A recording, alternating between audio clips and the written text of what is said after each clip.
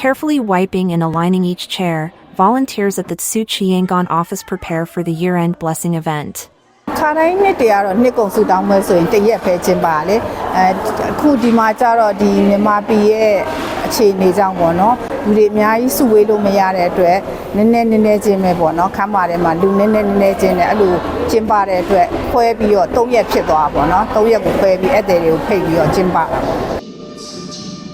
Watching the 2025 Tsu Chi yearly review film, everyone witnessed the power of compassion in the aftermath of the earthquake in Mandalay.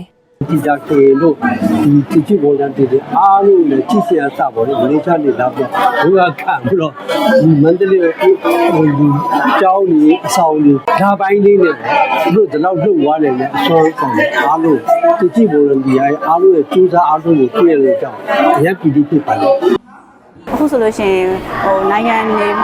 ဒေသတွေမှာပေါ့နော်ဒီမျိုးအခက်အခဲတွေမျိုးကြုံနေရတယ်ကပ်ဘေးတွေလည်းရှိရပေါ့နော်အဲ့လိုဟာမျိုးတွေမှာကိုကတယောက်တယောက်ထဲရတယ်ပဲကုညီဖို့မဖြစ်နိုင်ဘူးဒါပေမဲ့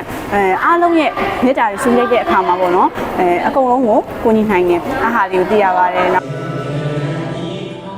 Through its Tsu Chi song about love, everyone felt renewed hope and a shared belief that sincere blessings can help foster peace and harmony in the world.